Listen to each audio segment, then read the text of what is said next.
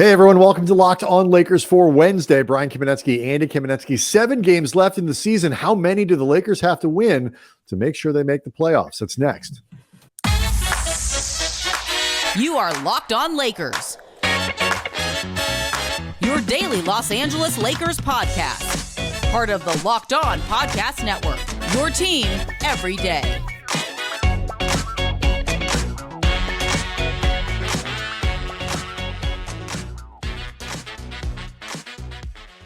Thanks to everybody for making Locked On Lakers first listen of every day. Not your second, not your third, your first. Locked On Lakers on YouTube is where you can go to see the show and engage with a great community of Lakers fans, over 14,000 strong, all of whom, Andy, are super, super excited about tonight's game, the first of the final 7 of the season. We're going to break all of them down over the course of this episode. Talk about who's going to play, who's not going to play, and then if we get time, we'll get into some Austin Reaves. Very interesting comments. I believe it was over the weekend about his impending free agency and what it'll mean for the Lakers to bring him back. I want to let you know that today's episode is brought to you by Ultimate Basketball GM. Ever dream of becoming an NBA GM and managing your basketball franchise? This is definitely the game for you. Then download the game to do that. You download the game. You go to ultimatebasketballgm.com or look it up on the app stores. Our listeners get a 100% free boost to their franchise when using the promo Locked On in the game. Again, that's got to be Locked On in all caps. We'll get to this Reaves stuff as the show goes on, but we got some health stuff for tonight's game in Chicago. It appears that save Mo Bamba, the band might be fully on the court tonight. D'Lo, probable. Anthony Davis, probable. LeBron, questionable. Though I suspect LeBron being listed as questionable is going to be what he is for the rest of the year, every game. Yeah, I mean, in part, just the trickiness of what he's dealing with right now. We know that he had torn a tendon. We know that he came back quicker than anybody other than the LeBron of foot doctors, the LeBron of feet thought was possible. So I think is in some respects truly a we don't know until we get there, but I would not worry about it. What I would be concerned about is either the status going down to doubtful or just leaking reports. D'Lo being probable, A, is good news because it's good news. B, if he was not probable after 2 days, really like 2.5 days in between games, because Sunday was a day game, then I would start growing pretty concerned about, okay, is this something that's going to linger for the rest of these 7 games that are so critical? Especially, Andy, too, because he apparently gave it a go. Like there was some belief that Russell would be able to play on Sunday. He was apparently pretty close to being able. The Lakers just, erred on the side of caution there, I guess, and held him out one more game. So, yeah, if it had lingered into tonight's game, you really do start to get concerned. Put it this way, I was expecting D'Lo to play before I was expecting LeBron to play on Sunday. Oh yeah, by a fair amount.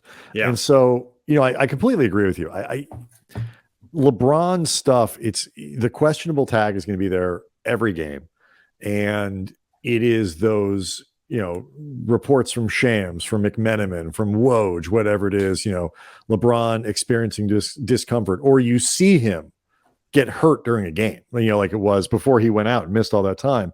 Like something happens in a game where even if he finishes it, or even if he continues, you can tell something happened that when he stops moving, it's going to become an issue. One thing that I think, Andy, we can all expect though tonight, the LeBron off the bench experiment, I don't think we're going to see more of that. I feel like if he plays, he's going to be back in that starting lineup. He's earned his way back in. I mean, it's also, too, if he doesn't start beyond what I've been railing on since Sunday, seriously, stop overthinking this bleep, then you start wondering, okay, is there a medical reason that he needs to come off the bench? Like, is there actually something that is prompting this seemingly bizarre choice to have him play off the bench but play starters minutes, which would mean either A, he's going to stop playing starters minutes and the minutes are going to go down, in which case you have to start wondering how much is LeBron actually going to be able to help over these 7 games, or B, seriously, stop overthinking this bleed. Yeah, well, I mean, if you're he's either ready to play or not. A minutes limit, there's a minutes limit. If the minutes limit is 25 to 30 minutes, and the Lakers need to figure out what is the best way to do that in a way that serves LeBron best in terms of his ability to not cool off too much between shifts, whatever it might be, and serves the team in terms of its ability to use him as effectively as possible to get the right rotation and all that kind of stuff. If he really does run into that kind of minutes limit, just be smart to talk about it, to talk publicly about it. So, LeBron being back in the starting lineup changes the dynamic of Austin Reaves. It changes who else you might. What would you go with as the starting lineup? Well, I mean, Darvin's already said what it's going to be. It's going to be, well, assuming D'Lo is back, it's going to be D'Lo and Reaves with LeBron, Vanderbilt, and AD. What would you do, though? Would you keep Reaves in that starting lineup? Because I don't think it's a slam dunk necessarily, because you're now putting you are moving Schroeder back to the bench where, it's a good fit there. But in terms of your 3 best facilitators, ball movers, connectors, D'Lo, LeBron, Reaves, you are putting them all in the starting lineup. The flip side of that is you are also maximizing, in theory, the amount of time that your best players play.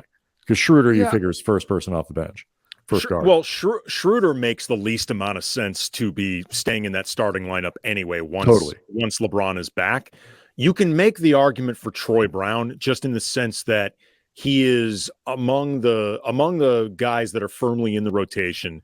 He's one of the guys that needs the ball the least to fulfill his role, and he's become both a good 3-point threat with this team and also a very willing shooter. Like over the course of the season, I think he is looking for his shot a lot more. And, he's not a connector, I think, at the level of a Reaves, but he is a better connector this season, I think, than I expected him to be.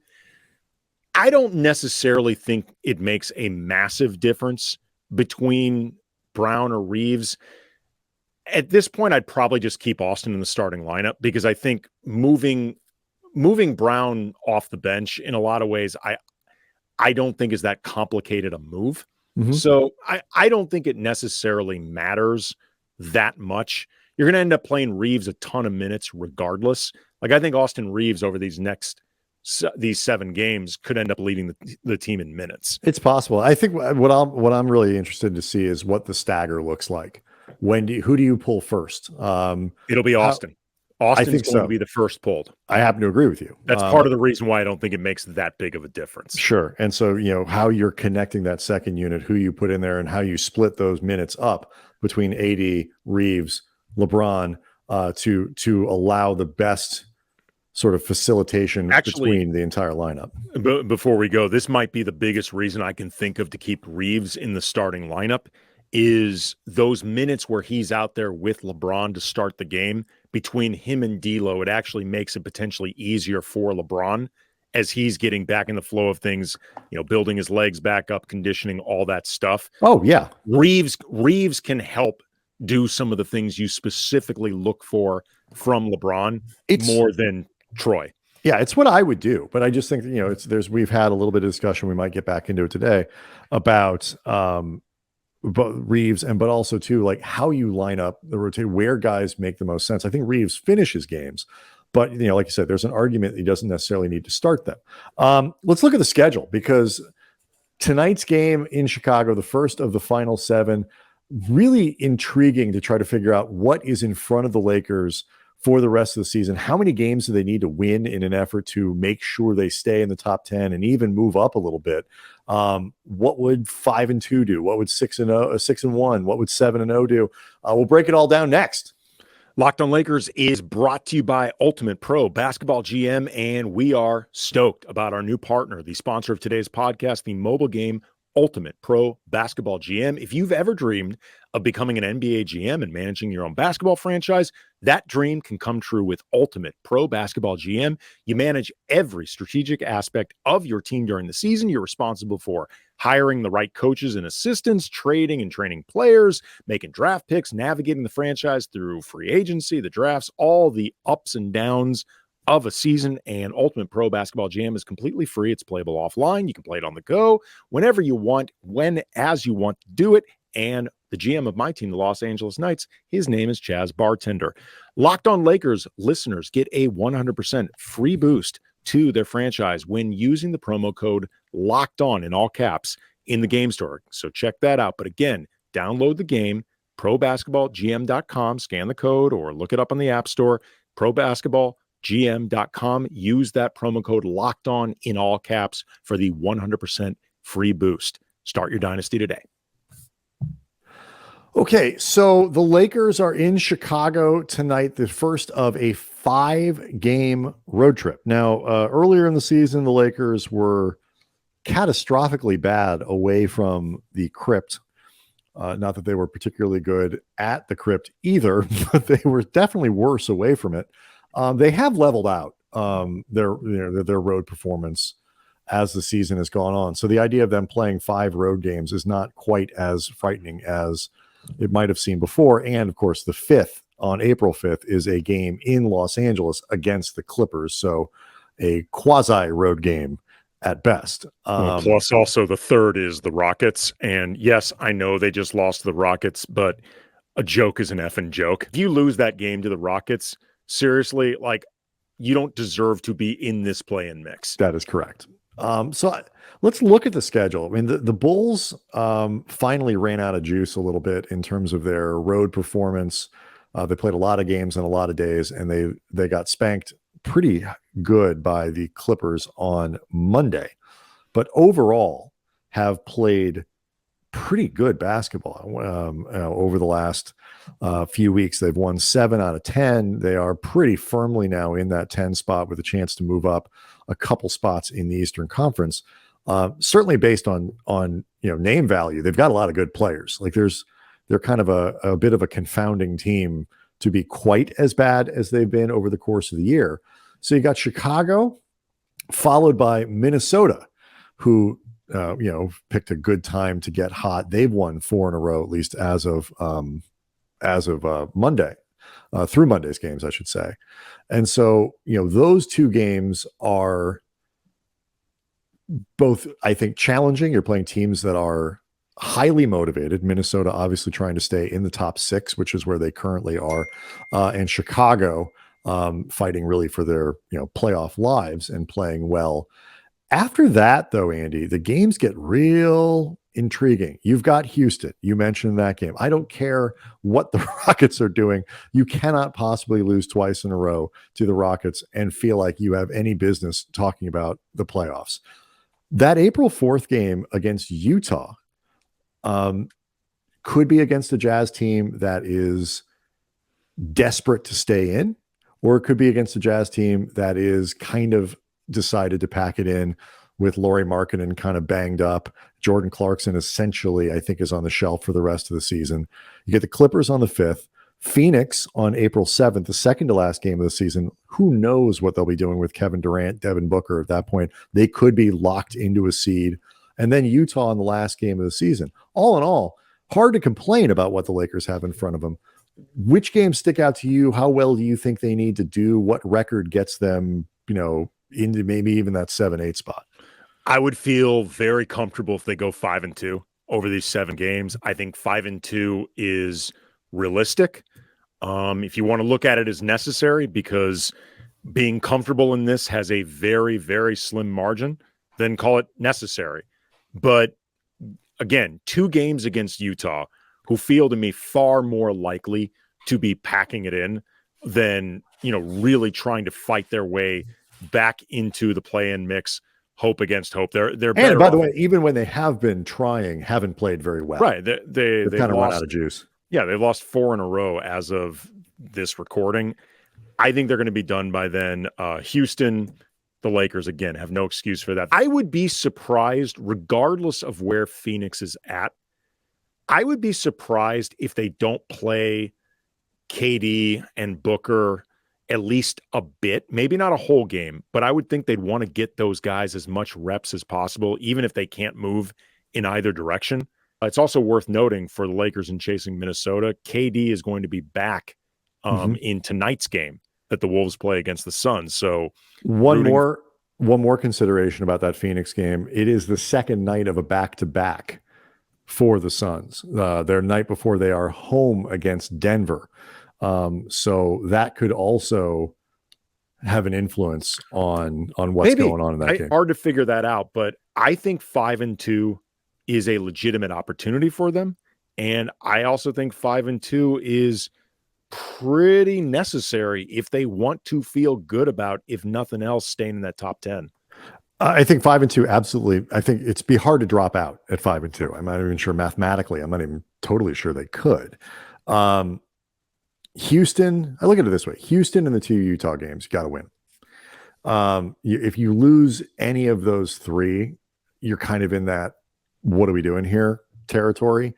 And that leaves Chicago, Minnesota, Clippers, Phoenix split. And that's I mean, I agree with you. That's doable. I mean, the Lakers they ought to be a little bit better prepared for the Chicago game tonight. They'll have D'Lo back in the lineup. You have LeBron playing normal, doing normal LeBron stuff. Minnesota has started to play much better. But if you think you're a good team like the Lakers do, you find a way to split those 4 games. I don't think that's unreal, but it's why tonight feels like such an important game, because the Bulls record-wise 36-39 going into the game don't feel like, oh, it's sub 500, but they're playing really well and they just kick your ass.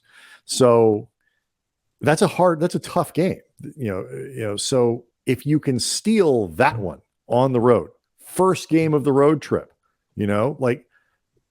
it sets up those other 3. If you lose to the Clippers, it's not the end of the world. If you lose to Phoenix, it's not the end of the world.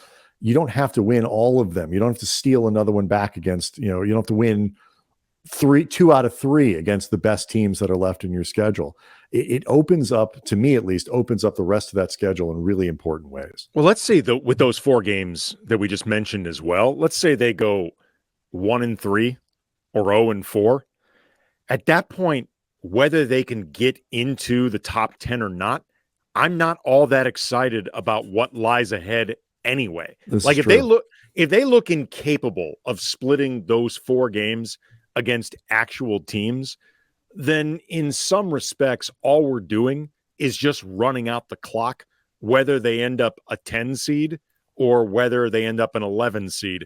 Either way, it's going to feel like we are not long for this ride regardless. Lakers, one last note about some of these stuff. The Lakers, the Minnesota game, obviously, if they want to have any chance of moving into that 6, 7, 8 realm, they do own the tiebreaker over the Warriors and the Pelicans. You got to beat Minnesota. That's just we're done talking about some of these things if they don't win this game on Friday, particularly if they don't win on Friday and don't win tonight. So let's turn our attention to Austin Reaves, who had some interesting stuff to say about his impending free agency. I know it's something that Lakers fans are very much attuned to. We'll get to it next. Locked On Lakers is brought to you by FanDuel, and we are almost finished with the NBA season. These games are critical, and now is the perfect time to download FanDuel, America's #1 sportsbook, and new customers get a no-sweat first bet up to $1,000. Bonus bets back $1,000 if your first bet doesn't win. Just download the FanDuel Sportsbook app.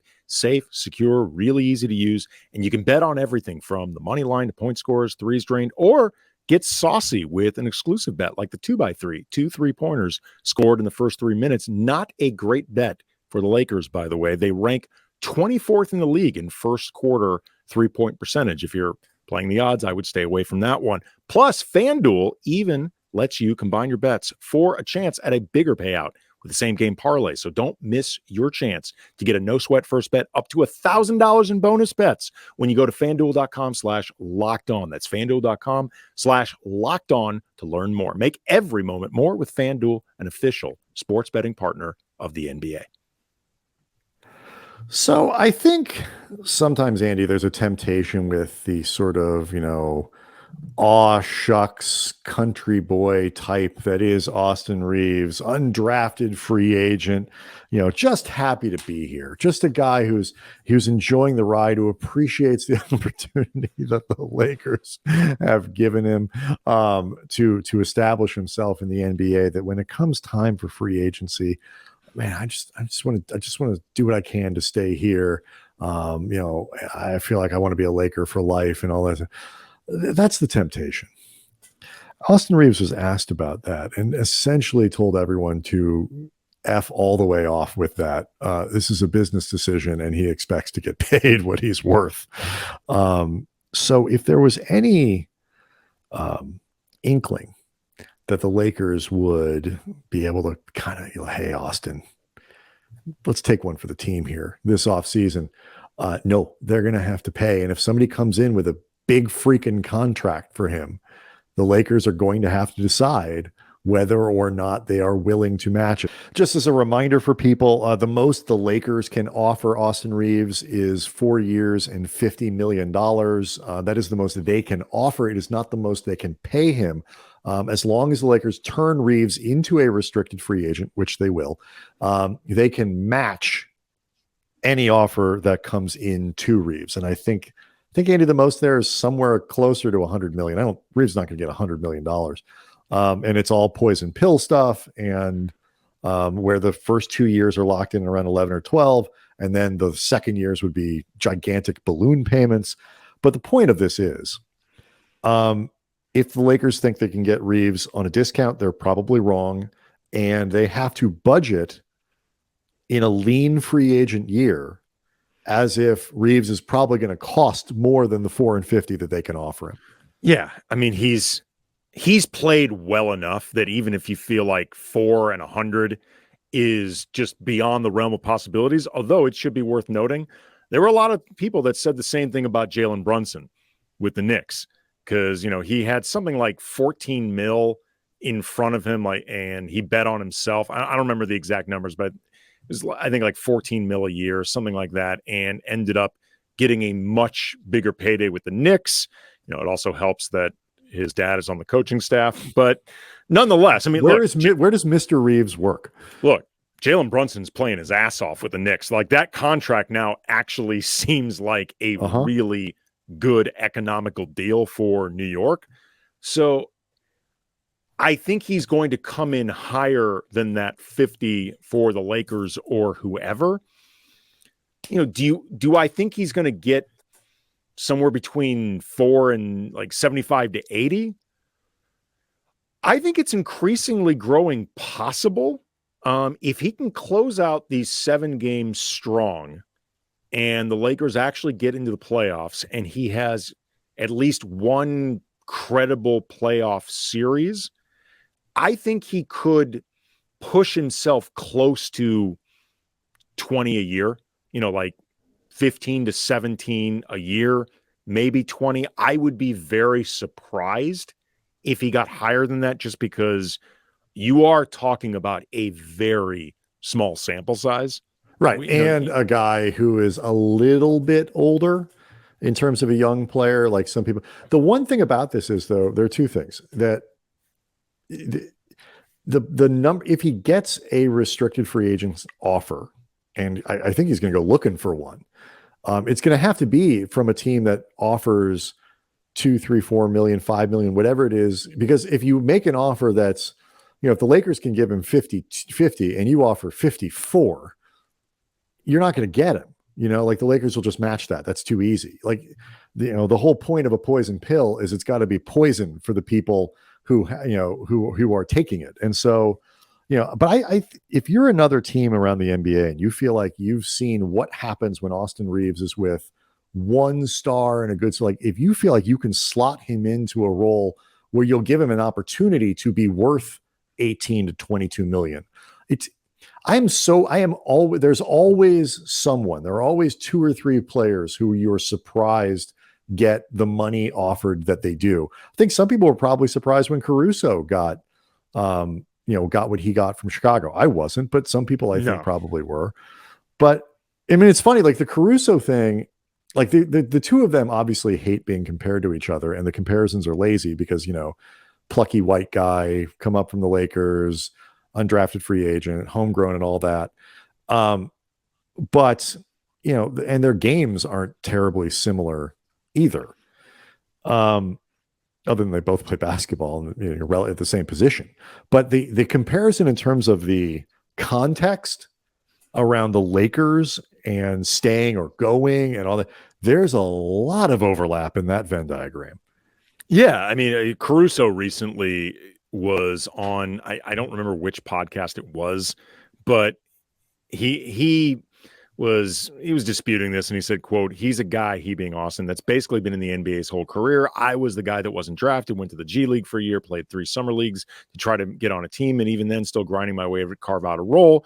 Then went on to compliment Reaves and saying that he's a really good player too, and just that we live in a world of lazy comparisons, which is true.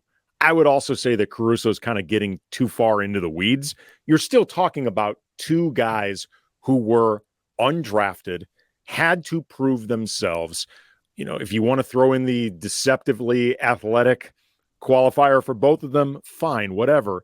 They're both connective players. They're both players that can enhance a team that's already good, and they are both much better than anybody expected. And most importantly, for Laker fans, the number one reason I think they're being compared is there are a lot of Laker fans that are scared that money will ultimately cost them Austin Reaves, and they are prepared to shift from scared to angry. Like they're already preparing the next stage of grief over Austin Reaves, which is going from frightened about this, nervous about this, to being pissed off that the Lakers cheaped out and lost them a really good player. Yeah, and like that's where a lot of the comparison comes absolutely. And I think there's probably a $4 to $8 million Caruso tax that Reaves is probably going to be able to absorb, just in extra money that he's going to be able to get just on the PR of letting those guys, both of them, go. The optics on that are so bad unless the Lakers can find an even better undrafted rookie white boy who's, who even better than somehow from a smaller town than Austin Reaves. Yeah. I mean, like he's from with less definition in his upper body arriving in the NBA. If there is some diamond in the rough rookie white boy out there that isn't getting drafted, well, but then I'm playing basketball with LeBron James. But here's the problem.